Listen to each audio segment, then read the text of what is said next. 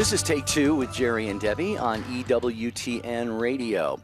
I am Jerry Usher, and my co-host Debbie Georgiani is with me, so we are the Jerry and Debbie part of this, but don't forget, your important role in this program each and every day is to call in with your takes, your insights, your wisdom, your lived experiences, and Debbie, today ought to be an interesting conversation, but before we introduce that, you have an update for us on the tabernacle that was stolen yesterday. Yes, yesterday I shared that the tabernacle was stolen from St. Catharines in Ontario, Canada. It has been recovered. It was dumped in a canal. And I believe part of it was busted, but it was brought back to the cathedral. The hosts they're not there. Some are saying possibly they got absorbed in the water of that canal. But let's just pray. Let's just pray that that's indeed what happened with the consecrated hosts, instead of what a lot of people are thinking, that possibly, or could it have been Satanists using it for their practices and their black masses and all that goes on in the Satanist world. And so we're going to pray that it was that the hosts were just absorbed in the water. That's what we'll pray indeed. for. Yeah, I'm glad it's back. It's broken, but I understand that. I think this is. I may not be right about this, but I think this is the second time or third time this has happened with this cathedral. I mean, I would hope they would now take the necessary precautions and things to do to make sure that this doesn't happen again. Yeah, I remember actually when I was a seminarian in the Archdiocese of Portland in the early '90s. Something similar happened, and it was such a shock back then, because things like this so rarely happen, and now we're having the pulling down of statues and the beheading of statues, and now the stealing of a tabernacle. So it seems like it's almost an everyday occurrence now, which is really very sad, very unfortunate. Mm-hmm. I mean, my personal feeling on it, and tell me how you feel, Jerry. I just think that we need to have better surveillance at these parishes that can handle if things happen, because it seems like most of the stuff that's happening is happening in the middle of the night, and I guess that's on the video footage. It was grainy and dark, so they couldn't see who the two people were that took the tabernacle. But I think we got to put these procedures in place to protect our churches, to protect our sacred statues and all of the parts that make us Catholic. And I think, I don't know, I'm big on safety. What do you think, Jerry?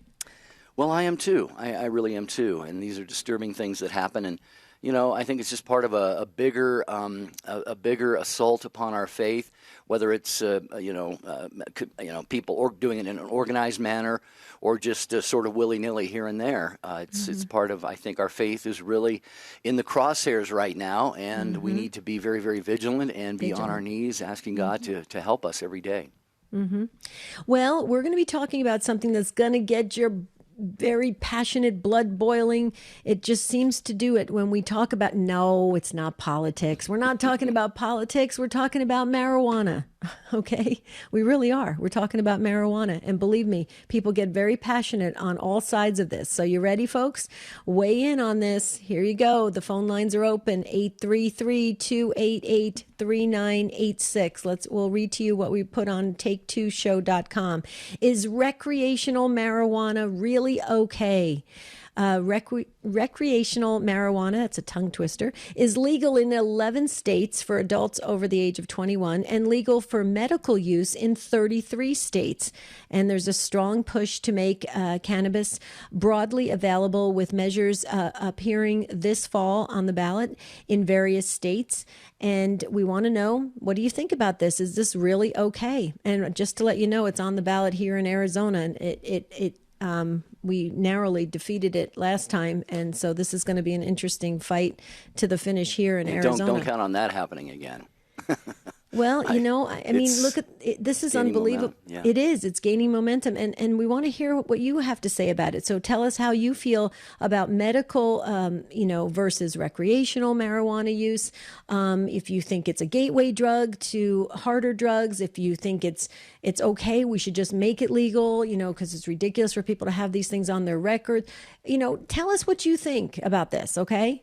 See, we're not going to talk politics, but this is when you say, Jerry, this is the other show that gets people's blood boiling. They kind of go on both sides and they kind of duke it out and say, you know what, well, it's okay for this, it's not okay for that. We want to hear what you have to say about marijuana. You don't have to out yourself and tell us that you smoke pot or anything like that. We don't want to hear that. We just want to hear what you think about it. 833-288-3986. Well, you are free to share that you do if you are in fact a user of marijuana. Maybe you find that it assists you in a medical situation. There's always a great debate about whether that should be used or not. And Debbie and I are not experts on this. You notice we don't have a guest, someone who has written volumes of books on this. This is a conversation among the Take Two with Jerry and Debbie family. And I will say I experimented with marijuana when I was in high school. I think You did? I did, yes. I didn't inhale, though.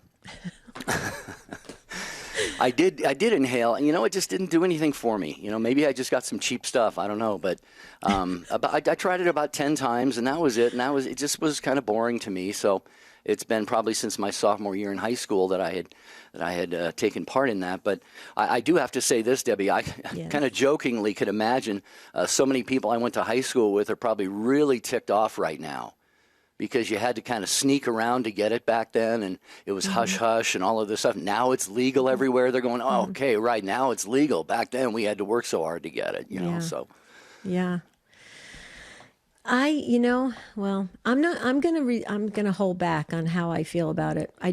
Because I have a very close family member. It was not a good thing. And, anyway, it's just, I think we need to really talk about this from all different angles. I can't wait to hear what our listeners have to say. So let me just go back to this real quick, Jerry. We only got a minute, and then we'll go to the phones. But so you were bored with it, didn't really, I guess didn't appeal to you, right? And then that's it, and then you just got rid of those friends.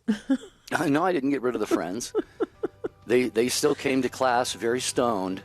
Or to practice or whatever, but I laugh about it. But it really was a problem, and for some it remains a problem. But this is a safe place to talk about this. Whatever you feel about medical or recreational use of marijuana. Take Two with Jerry and Debbie. You can reach the program and be a part of it at 833-288-3986. On the next Catholic Connection with Teresa Tomeo. We do our very best at Catholic Connection to keep you connected to the Church with interviews on issues that matter, issues that impact our everyday lives as Catholics in the world, but not of the world. Whether it's featuring the latest from the front lines of the pro-life movement or the culture war that continues to rage around us, we will give you the tools to help you stay faithful as well as make a difference. Catholic Connection, weekday mornings at 9 a.m. Eastern on EWTN Radio. The Reason for Our Hope with Father Larry Richards. The talents that God has given you, have you multiplied them? Have you used them for His glory or for your glory? Have you used the gifts of the God of the universe for Him? Have you multiplied those gifts or have you buried them? Life isn't over yet. If you haven't been using them, it's time. Make a decision that not one of those gifts are wasted, that you use them and you multiply them, because that's what's important, huh? Have you been a man of love? Do your wife and children know that you love them? Do you tell them that? Do they look at you and they look in your eyes? What do they see when they look in your eyes? What do they see? Do they see a man of love? Do they see a man of love? Because again, as St. John of the Cross said, in the end, we will be judged in love.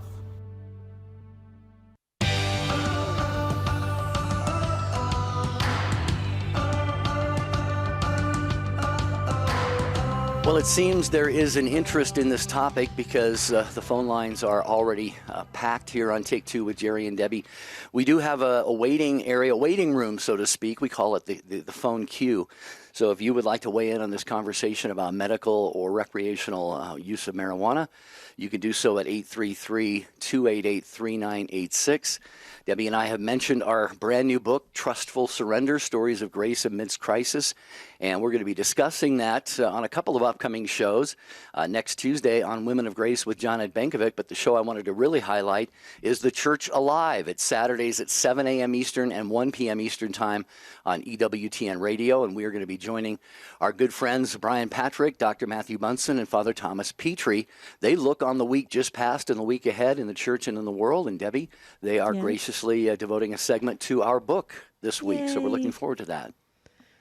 Thanks, everybody who is really promoting the book. We really appreciate it. And I know the Take Two listeners, now authors of the book, are so happy as well. So thank you for that. Jerry, we're talking about medical versus recreational marijuana use. And we really want to cover this from all angles and see if we can walk away with a better understanding. Maybe we can move a little in how we feel about it and not have our, our hearts race as we're discussing this. This is everybody's own personal journey with this particular plant, marijuana. Have you ever seen the plant? Well, I see it on billboards all over the place where I live now, because it seems like every month a new, what do they call them, dispensary? A new dispensary is opening up. So you have them everywhere in California Oh, now. it's popping up all over the place. Yeah, absolutely. Wow. Are you recreational or do you have recreational use there? I think it's available for both. For both. Okay. Yeah. Wow. All right. Here we go. And that's what we're talking about, because it's going to be on a lot of fall ballots this year. And so we want to hear what you have to say. I believe, Peggy, I think it was Peggy. Peggy, you just dropped. Call back. We'll put you back in very quickly. Ryan will put you to the front of the line. We're going to move to Daniel in Owensboro, Kentucky. Daniel, thank you so much for waiting, and welcome to Take Two. Yeah, hello. Hello. Hey. Hi, Daniel. Yeah. So, sort of break it down. One, I'm for medical marijuana because, as far as I figure, there's far worse medicines out there that are even more addictive. And if you have a medical reason, and if there's proof that it helps, why not? As far as recreation goes, a lot of people, whenever they talk about marijuana, they usually assume that it's smoking. And I know there's like brownies and things like that, but what I really am against on the recreational front is the allowing of smoking it. I'm all right with brownies if people want to do that. I wouldn't advise anyone take up marijuana recreationally. Personally, I wouldn't recommend anyone do that, because it's just another thing to possibly get addicted to and to rely on. But when it comes to the smoking aspect, I mean, we have cigarette smoking. If you've ever been in a house with a cigarette smoker, if you've ever had thoughts of renovating a house or moving into a house with one, trying to get rid of the smell and get it out of the walls, it's difficult. And I don't think we need another issue where down the line we see that kids living in houses with marijuana smoke start having issues. I just think the smoking problem, the smoke aspect of it, needs to be addressed and brought to the forefront, because everyone seems to overlook it. Daniel, can I ask you a question, though? What about the reports that have come out on these, because I guess the element, the chemical that's in marijuana that gives you that, whatever, I guess, high feeling or something of that nature, in brownies or in gummies or anything like that, they've come out with reports that it's very dangerous because they can't regulate how much is in there, what people consume. I mean, I know you said you're against the smoking portion of it, but you very, very easily said, well, I'm not against the brownies and that, the edible version. But don't you think that's a danger as well? Oh, yeah. I mean, I think it should be fully applied with every regulation possible, just to make sure it's not poisoning anybody. Right now, like with the vaping with cigarettes, no one has any idea what's going on there. That's all a Wild West situation. That needs to be avoided at all costs. Really, I just think that it needs to be treated more possibly like alcohol, but I know marijuana can last up in your system up to 12 hours, and the symptoms can last even that long. And I know even some marijuana strains they're breeding now are enough to knock you off your legs and get you to pass out with the amount of THC in there. That's it, so, THC. Yeah, I know the regulations need to come down hard on that. And I wouldn't advise. I actually wouldn't want it in my state because it's just, the type of what's it called? The type of behavior that it sort of enables around people. Right. But Sure. I'm not too keen on it myself. But really, I think the big issue is trying to bring the smoking aspect of it to the forefront and have that be talked about as well, because I think that is a more critical issue than is being talked about. Well, you mentioned kids. Yeah. Go ahead, Daniel. Go ahead. Yeah, I'm not a fan of marijuana. I don't take it. I'll never take it. I think it just breeds bad habits. If I had my will, I would say, yeah, I'll just get rid of it. But it's hard to regulate, the growth of it, and then there's the whole hemp industry. But I know that's sort of a bad cop out and saying, if I could do it, I could do it, and then everything like that. But in terms of, I guess where I'm coming from is I have a friend who he has this internal ear condition, and the marijuana helps him. So he likes it marijuana medically, and he sort of talks to me about it recreationally, and I'm sort of on the same page with it not being smoked, but that's about it. Yeah. Well, I mentioned where I live, there are dispensaries popping up all over the place, and there is one that actually has a billboard that says something like, smoke it, eat it, drink it. They give like 4 or 5 ways that you can ingest the marijuana, and like has been pointed out here, you don't know really how much of the THC, I guess it is, that's in there, how strong these things are. But I think you mentioned kids, Daniel, a little bit ago earlier in your call. That would be a huge concern of mine. It is a huge concern of mine, because obviously in homes where there's alcohol, kids are sneaking the alcohol. And in homes where there's cigarettes, the kids are sneaking the cigarettes. And, in homes where there are, whether it's marijuana that you smoke, but especially if it's marijuana that you ingest by eating or something, that's going to be an equal target for the kids as well. And, get them started perhaps on a bad path at an early age. So that would be a real concern of mine. Yeah, I agree with you there. Yeah. And Daniel, we just got a text message from one of our listeners saying that there's an increase in kids being admitted to the ER for eating candy-laced brownies and marijuana. So exactly what we're talking about here, how it's just really, the potential problems with it. But back to your friend that's using it for medical purposes. We've heard all those stories, of people with, I think it's different, head traumas and different things. And I think even epilepsy and other things that can really help with seizures and stuff.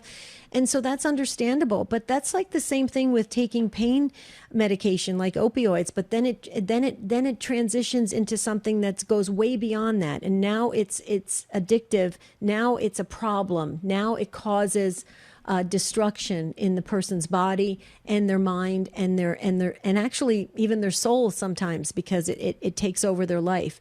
That's where I think we're kind of talking about it as well, right? Yeah. Mm-hmm. No, I agree with you there.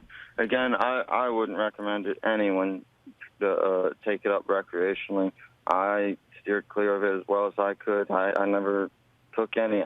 Actually, I don't even know what it smells like. My dad says he gets some cars in that to his shop that laced with it, and it's just I think I'm more on. I see where you're coming from. I think I'm more on that side than allowing it recreationally.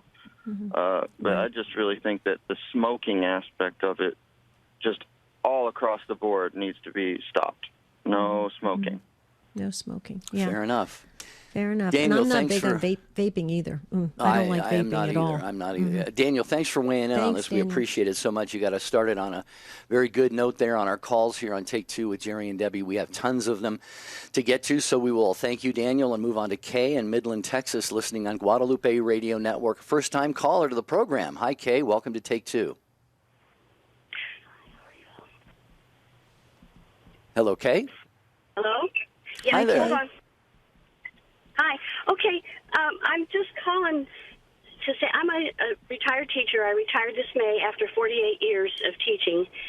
And I've had students that have used it. And I'm thinking of one in particular who was a very good, excellent artist.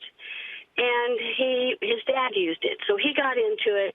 And he graduated 10 years ago, and he's done nothing with his life but just stay at home with his dad and smoke the pot. And so it's not a real good motivator for things like that. And it causes people to just lose their impetus to make something out of themselves.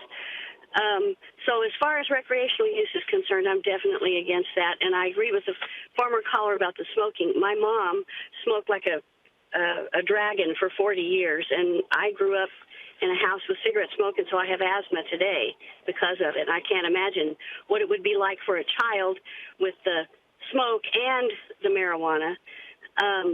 I am for the medical use under the care of a doctor. I know that the CBD that's in it, that's extracted, does not have any of the THCs, and it helps with pain and arthritis and, things like that. So I'm thinking like anything that is a natural product. I mean, it is natural; it grows, but there can be good uses and bad uses of it. So that's my opinion. Mm-hmm. What do you think, Jerry? I was just going to say, with Kay, thank you, Kay, for being a teacher and forming minds. And you know how, if you've listened to the show, I love our teachers and our nurses. You guys do such great work. So thank you so much. I just want to say real quickly about he lost his motivation to become that artist that God, had gifted him to do. I mean, he had a great gift. Yeah, I completely agree. Okay, so I was gonna hold back my feeling about this until I heard your call, Kay. That's what I've seen happen with these kids. Is it numbs them to the point where nothing matters, and that means nothing around them matters. It doesn't matter what their future is. It doesn't matter tomorrow. All that matters is what they're going to eat next, because I guess they get the munchies or whatever. I have no idea. Yeah. But it's really sad to watch them lose a part of themselves that is the most promising side of them. What do you think, Jerry? Well, I was going to say the same thing. First of all, thank you, Kay, for nearly 5 decades of being a teacher. God bless you for doing that. And I was going to take what you said and really relate it exactly to my experience in high school. You might have heard me mention, Kay, at the start of the show, I tried marijuana about 10 times, and it really didn't seem to do anything for me. But I played all the sports in high school, and I can't tell you how many of my fellow athletes I was really disappointed in, because I would look at them and say, what a fantastic running back he is or could be. And yet they kind of, sloughed off and just took things for granted, didn't want to come to practice, didn't really want to play hard in the game. And I used to wonder, what in the world is going on? And I'm not judging any of these people, but a lot of them were the ones who really, invested a lot of their time in trying to obtain and ingest marijuana. And so I've seen that motivation stripped from a lot of people in my life, and it's a very sad thing, because, like you said, Debbie, the most important part of them sometimes is just kind of stunted, if you will. Yeah, it is. They just don't. And this particular student had trouble getting to school. Even when I had him in high school, he wasn't real motivated because he was already smoking it with his dad. But it just makes me sad. I keep in contact with him on Facebook, and it makes me really sad to see. I mean, he was so talented, but he's just not doing anything with it. And that, I think about the lost potential. As a teacher, that's what really kills my heart, is the lost potential. And how many great doctors we might have, or great artists, or a great theologian, or, I keep talking to him about Jesus, and I don't know whether it'll ever sink in or not, but at least I'm trying. Well, let's keep trying, and let's keep praying for him, Kay, and let's pray to his guardian angel, because, and let me share something with you. The person that I was sharing about that's near and dear to my heart, he made a huge turnaround when he met just the perfect partner, his future wife. His wife got him very clean and sober, and he's turned his life around, and he's living the beautiful dream, and he's living his best life, and in his God-given potential. And so it's beautiful when the right people come into view that can help others get out of that kind of, comatose state, if you will, that numb state. So I'm going to pray for that for this man. God knows who he is, Kay, and maybe we'll all storm heaven together, okay? Okay, and I want to say one last thing. They've been, all this Marxism thing is going on, and the riots and everything. I didn't mean to bring anything political into this, but, Marx said that religion, that faith was the opiate of the people. Right. I disagree. It's this marijuana that's the opiate of the people. Mm-hmm. Because... Well, let's just say there are probably a number of opiates of the masses out there, as Marx would say, but he was definitely wrong about religion, that's for sure. Kay, thank you so much. We have a great email from Anthony that we'll get to in just a minute. Take two with Jerry and Debbie talking about, what you think about the recreational or medical use of marijuana on today's program.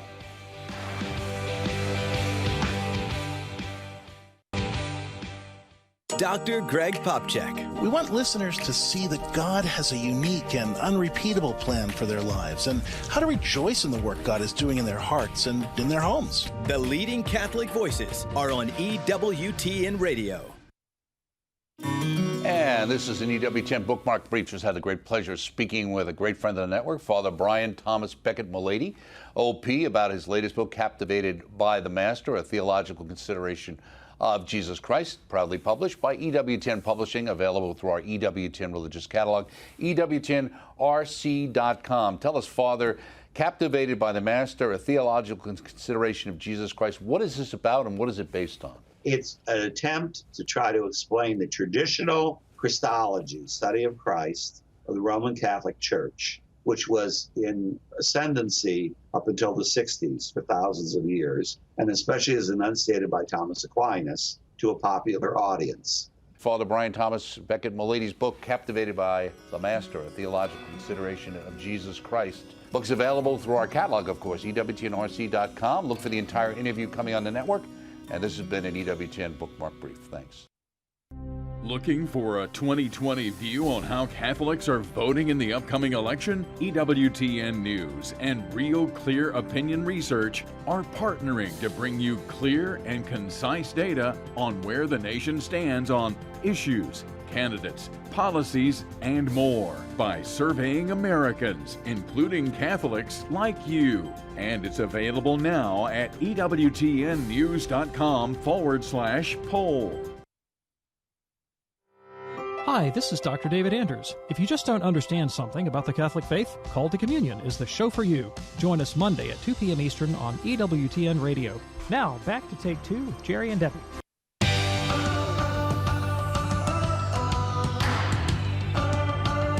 Well, we're having another powerful conversation on Take Two with Jerry and Debbie. The show is impactful because of you, the Take Two family, talking about the use of medical or recreational marijuana and your thoughts on that here today. As Debbie and I said at the start of the show, we're not experts. We don't have a guest on. This isn't, we're not saying any position is right or wrong. We just want to kind of hear, we actually do have our thoughts on it, but we want to hear, kind of how you're feeling and where you come down on this. And before we go back to the calls, we had a wonderful email that just came in, Debbie, from Anthony.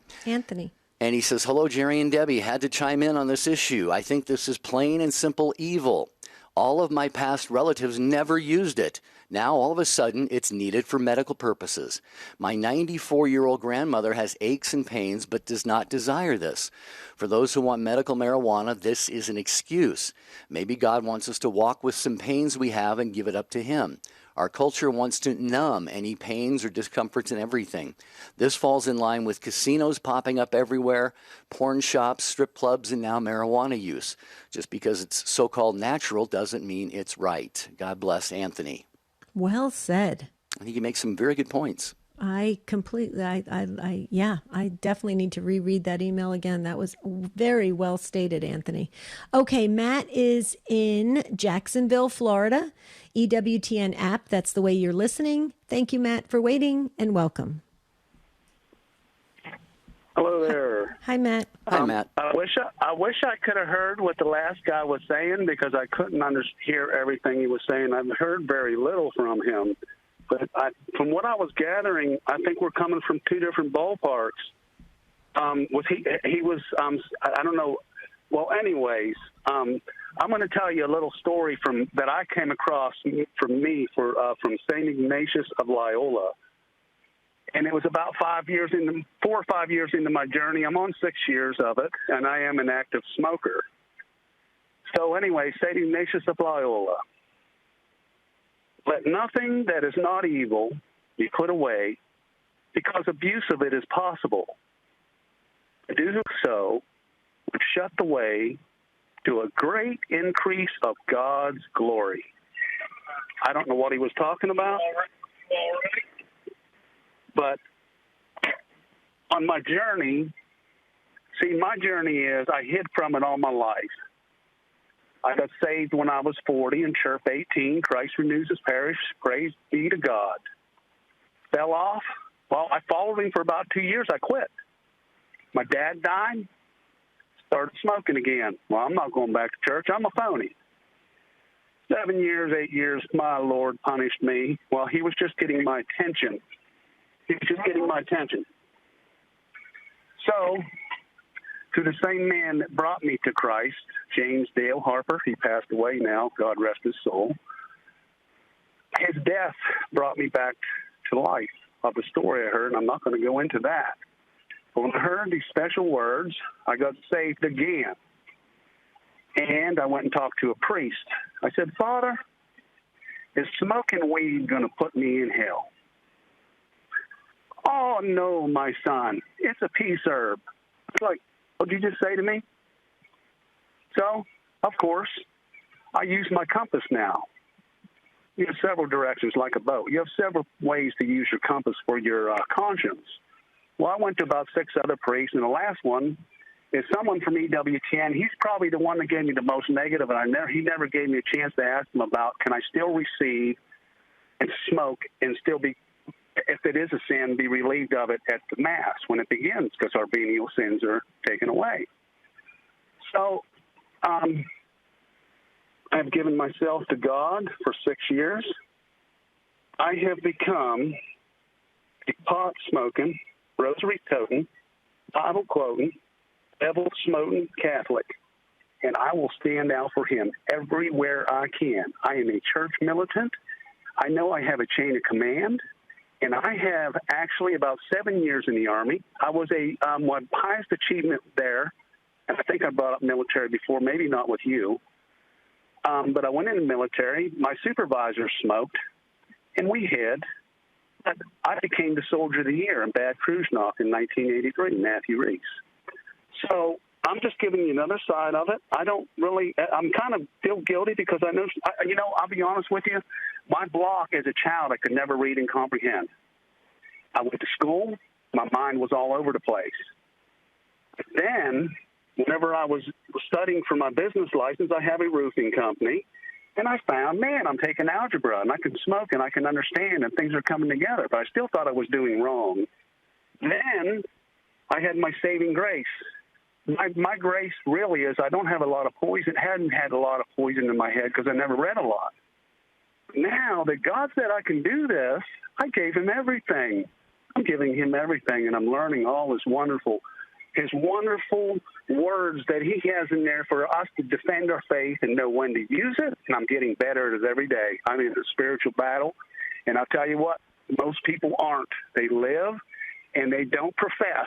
When you profess, you will be known, and you will not be liked, just like Jesus says, because I'm enduring that with my whole family, my children. So that's my story. And, getting back to health-wise, I used to be a smoker for 30 years. That was 30 years ago I smoked. I gave them up. Said, well, this one here makes me cough brown stuff up and didn't like it. I said, I'm going to go ahead and keep what's doing good for me because it never got me in trouble.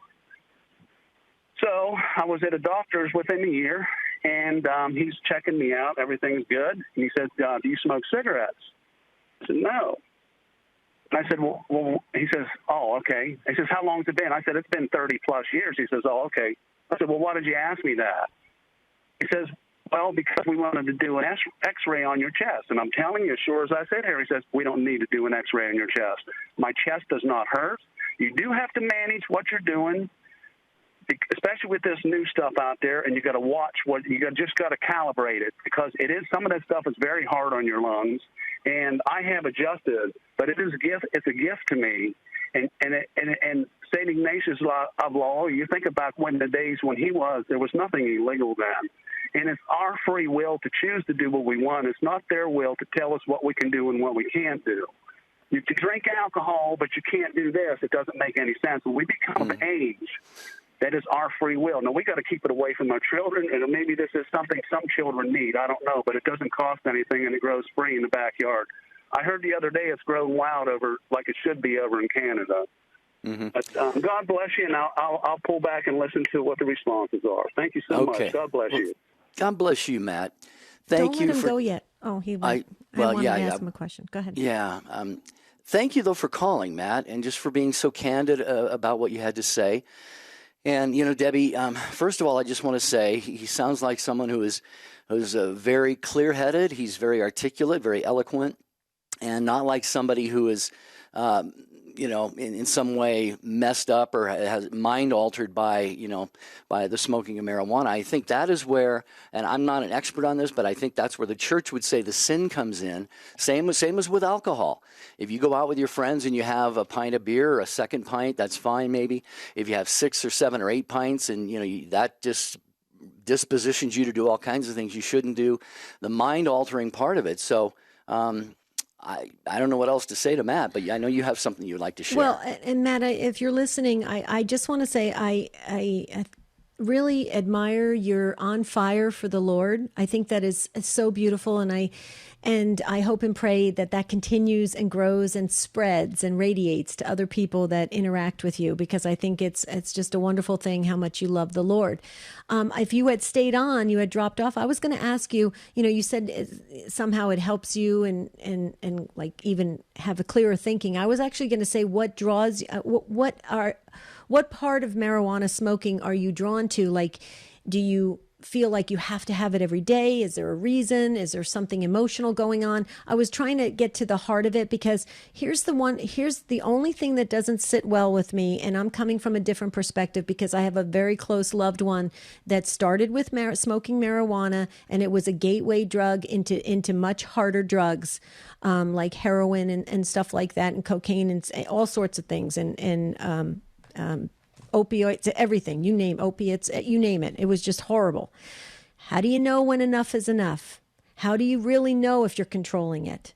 How do you know it's not doing long-term damage to your body, which then could put you in a position where you could end up with all sorts of diseases when you get older, and somebody else who you love is going to be the caregiver for you on that when you have done that damage basically to your body. This is the thing that I think we don't take into consideration. We do the things, all of us do it, whether we eat, drink alcohol, drink too much caffeine, smoke pot, whatever. Okay, we're thinking about the now. That's the one time we think about the now, right? We're doing it right now. We're not thinking the long-term effects. And I think as Catholic Christians, we do have to be thinking about that, because it's very important that we respect, our bodies. Jerry, what do you think about that? No, I think every point that you made is absolutely right on. And again, Matt, I respect where you're coming from. We got an email from Zach, our regular listener named Zach. He says, he reminded us of the scripture, drunkards will not enter the kingdom of heaven. And Matt, I'm not saying that about you, that you go to extremes with your smoking of marijuana, but I just wonder, since I'm not a marijuana smoker, I wouldn't know how you would gauge when you're at that line that you might possibly cross into, say, intoxication or whatever. I know how much, say, a beer that I could handle or whatever, I certainly want to be careful with things like that, but I don't know what that line would be in something such as marijuana, Debbie. I don't know. So yeah, I just think we have to think long-term effects. Mm-hmm. They say it can do a lot of damage, and it can increase depression, long-term things that I just think we just need to do before we do anything that could potentially hurt our bodies and our minds, and then eventually affect our souls.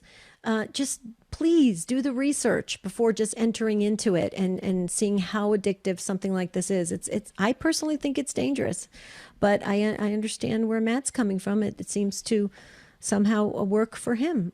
But let's see where are we going next? Nomi? Are we going to Nomi? Nomi in Palm Beach Gardens, Florida, listening to WPBV 98.3 FM. Hi, Nomi. Welcome to the program. Hi. I'm calling. Actually, this is interesting. I was hearing you over the radio, and I was driving here to the store with my husband, but he knows this topic is very important for us, so I am here waiting for you to take my call.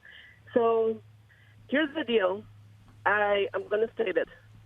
Marijuana is, as a matter of fact, the entrance of the devil into your life. I'm going to say it plain and clear because the reality is this.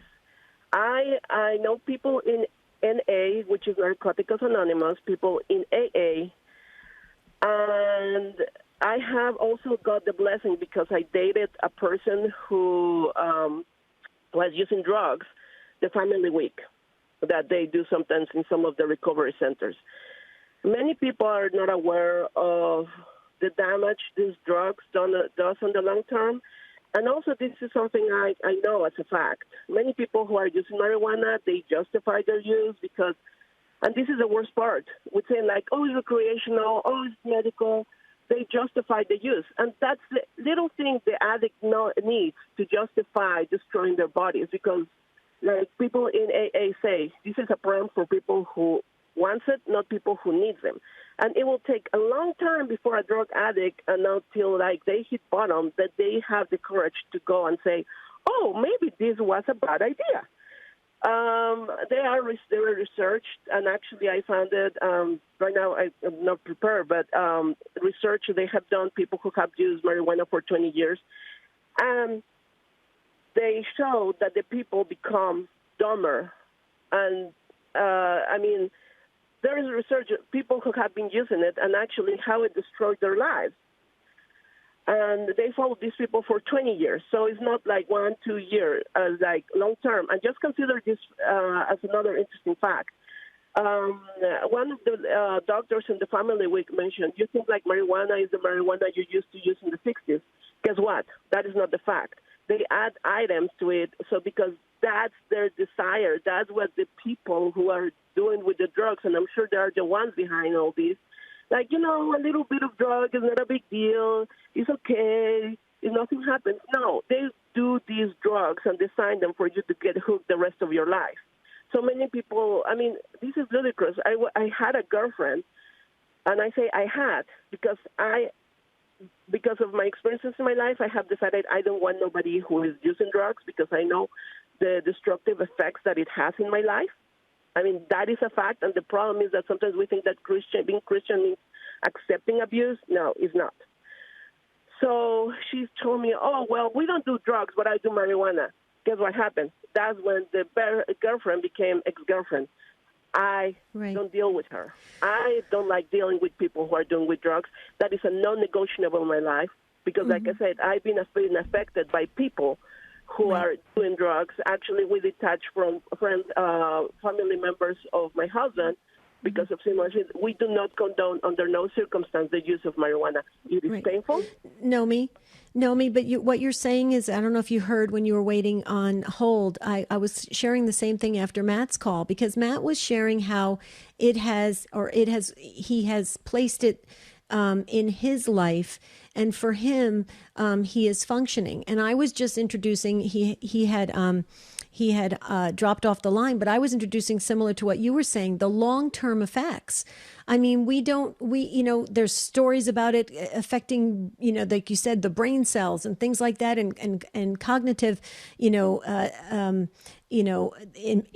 get impaired and it can get worse as you get older. Does that lead into Alzheimer's and dementia? And then what happens? A person is 75 years old, is diagnosed with something, a disease, right? And all of a sudden they go, well, did you use marijuana? Yeah, I used it for 15 years. Well, there's the consequences. There's the ramifications of using that is not good for the body. So I think I it concerns me a little that we have made marijuana something that is just a conversational thing that is widely accepted, and nobody cringes anymore when you say it. And I think it's been introduced to us medicinally so that it does desensitize us to a bit of talking about it. And it still poses a potential risk to our bodies. Jerry, do you want to comment on what we were just sharing? Nomi? Well, what I would like to comment on is Nomi made the comment that marijuana introduces the devil into your system. Well, I would say this. I would say there are certainly spiritual ramifications of misusing, using or misusing any kind of drug, even alcohol for that matter, because these can lead to immoral behaviors. And of course, sin, the devil gets a stronghold or a foothold in our lives through sin. And let's also not neglect to realize that oftentimes drugs are cursed. Okay, curses are very real. You will have people who will curse the drugs before they go out and sell them, and that very much can be a spiritual danger and damage to people. So that aspect in and of itself would give me great pause, before I would want to consider using marijuana. And the other thing I just wanted to share too, Nomi, thank you so much for your take on this. I think it really helped the discussion. I just want to say this too. I personally believe this, that we are made to feel. Okay. And to constantly go through life in a numbed state, we're not allowed to really grow. It's almost like you're stuck. And why is that? Because you're trying to relieve some kind of emotional or physical or something kind of pain, right? You're trying to get rid of the pain. That's why people go to alcohol. That's why people go to casinos. That's why people do the addictive things they do to try and get themselves out of some kind of pain. But we are meant to feel, and we're meant to grow and learn and to evolve. And how do you evolve if you're constantly staying in this repetitive, stuck sense? And I think that's my personal opinion on what happens when you get overly addicted to anything like alcohol or drugs or marijuana or pills or anything like that. Jerry, I'm sure you'll agree with that because we do life coaching and we see it all the time. Well, we do, and we read the email from Anthony a few minutes ago, and he said, some aches and pains in life were really meant to walk around with, to deal with in life. And let's face it, reality is hard. Reality can be a very, very difficult thing. And I know myself, I have made use of certain things in the past to try and escape reality. And either you come to the realization that you can't escape it and you just have to embrace it, or else, horrible things can happen in people's lives. So I agree with you. We need to be in tune and in touch with reality and the things that God wants us to know and do and experience and feel. Like you said, we need to be, we have our senses and our emotions, and we should not be checking out from those things. That's right. Real quickly, Jerry, our book, Trustful Surrender, is available at EWTNRC.com.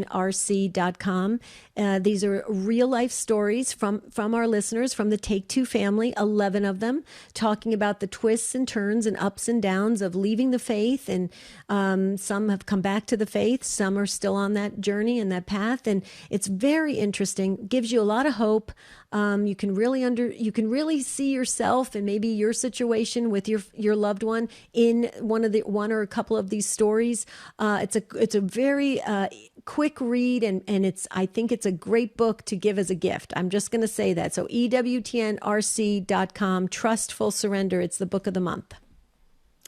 Looking forward to many people reading that and finding true hope. I've said it before, kind of only half tongue-in-cheek. The percentage of those of us who have a loved one who is away from the faith is about 100%, and that means just about every one of us. So if you are in distress over a loved one who's away from the faith, let this book bring you hope. It's called Trustful Surrender, Stories of Grace Amidst Crisis, and it is the book of the month on EWTNRC.com. Okay. And we're going to Mike, and Mike is in Rochester, New York, the Station of the Cross, a first-time caller. Hi, Mike. Welcome. We only have a couple minutes, but we wanted to get you on the show. Hi, Mike. Hi, yes, thank you. I'm really excited to talk to you guys. I will be quick. In my own experience, I know that anything has the potential to be abused, and too much of anything can hurt you. But I do look at marijuana as, a really good alternative medicine, especially for me when it comes to sports injuries. And, in the movement now, you've got NFL players who I believe marijuana was taken off the banned substance list because they would rather use that than to use dangerous opiates that they can get hooked on so easily for pain management. And in my own experience, I played soccer all my life, was blessed enough to play Division I soccer in college, and I did unfortunately have a pretty bad hip flexor injury. And at that time, we didn't know all the dangers of opiates, and so I was basically given, strong Percocet to manage the pain, not knowing how physically addictive it could be. And, I just know that for me and some of my, friends who still play sports and are active, it's a better alternative than to use these dangerous opiates, than to sometimes use marijuana for pain management. And, that along with, you guys mentioned earlier, seizures and epilepsy, cancer patients who don't have appetites, there's really no better medicine out there at this point than marijuana to ease their pain and to increase their appetite when they need it. So I just wanted to make that point that, yes, I recognize its potential for abuse like many things, but I think if used responsibly, it can be a really effective medicine and doesn't have the abuse potential as strong as opiates do that can, get you hooked off of one use. And so I just wanted to bring that side of it to light too, that, it can help people and be a useful tool if it's used responsibly. Well, points well taken, Mike, and well said. We hope you're doing better with that sports injury. Are you okay? Are you all healed? I just want to make sure. Do we have anything to pray for? No, I am better now. I do still play in a men's league and play some pickups. So, thank God I am able to move around okay. But there was a while there where, physical therapy and, the medicine was necessary even for me to, try to walk. So It did take a while to heal, but it was, eventually healed up and, thanks be to God and did physical therapy. Well, this is why we're having these conversations, and Jerry would agree with this. We've got full phone lines. Now, we would actually do a part 2, but tomorrow is our 9/11 show, and we always said we're never going to forget, and it's 19 years when that tragic event took place in New York City. And so we're going to have that conversation. But this conversation, Jerry, I think we need to revisit it because we got to hear all sides before the election and everything where there's going to be on the ballots where people can vote and make some really wise decisions on what's the best method for their state that they live in. Yeah. Mike, so glad to hear you're doing better. I personally, I played a lot of sports my whole life up until a few years ago when my knees just wouldn't let me do anymore. But I have known a lot of guys mostly who have had the same situation, as yours. They put them on the pain pills and pretty soon they're addicted and they're in treatment centers and stuff like that. So God bless you. Thankfully, you are doing better, and we will keep you in our prayers. Absolutely. And everybody else on the line, Tom, Joanne, Shy, Joni, Evelyn. Gosh, I wish we could do a part 2, but we can't because, like you said, Debbie, tomorrow is our annual 9/11 program. It is, and we would love for you to call in and share your remembrance of that really, really tragic day. Until tomorrow, as we always wish you, a beautiful and blessed day. We'll see you real soon.